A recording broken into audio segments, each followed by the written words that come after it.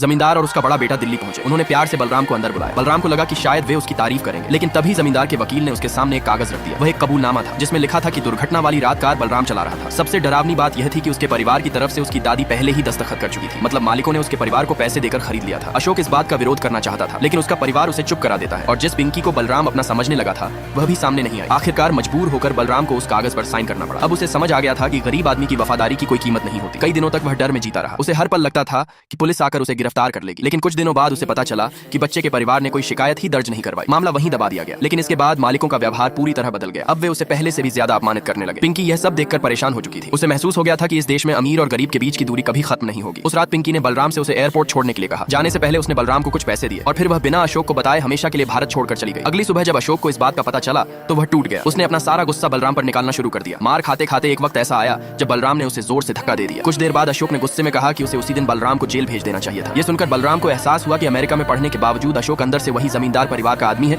जो गरीबों को अपने से नीचा समझता है। पत्नी के जाने के बाद अशोक शराब में डूब गया। एक रात जब वह नशे में बेसुध पड़ा था तब बलराम उसके पास गया। पहले उसने हल्के से उसे मारा। जब कोई प्रतिक्रिया नहीं मिली तो उसने दोबारा मारा, लेकिन फिर उसने खुद को रोक लिया। उसने अशोक को ठीक से बिस्तर पर लिटाया, कंबल ओढ़ाया और फिर पहली बार मालिकों जैसी जिंदगी जीने लगा। उसने उनके महंगे कपड़े पहने, उनकी शराब पी और आईने के सामने खुद को देखने लगा। धीरे धीरे दोनों के रिश्ते फिर सामान्य होने लगे। बलराम उसे सड़क किनारे खाना खिलाने ले जाता और मंदिरों में साथ लेकर जाता। लेकिन इसी बीच अशोक को पत्नी की वापसी नहीं बल्कि तलाक के कागज मिले। उसका गुस्सा और बढ़ता गया। अब बलराम भी बदल चुका था। उसने फर्जी कार रिपेयर बिल बनाने शुरू कर दिए। वह कार का पेट्रोल बेचने लगा और रास्ते में पैसे लेकर लोगों को लिफ्ट देने लगा। सिर्फ एक महीने में उसने अपनी 20 साल की कमाई से ज्यादा पैसा बना लिया। एक दिन उसने अशोक और उसके भाई की बातचीत सुन ली। उसे पता चला कि अब उसे नौकरी से हटाया जाने वाला है। उसी दौरान उसने लाल बैग में भरे करोड़ों रुपए भी देख लिए। इतना पैसा जिसे वह जिंदगी भर मेहनत करके भी नहीं कमा सकता।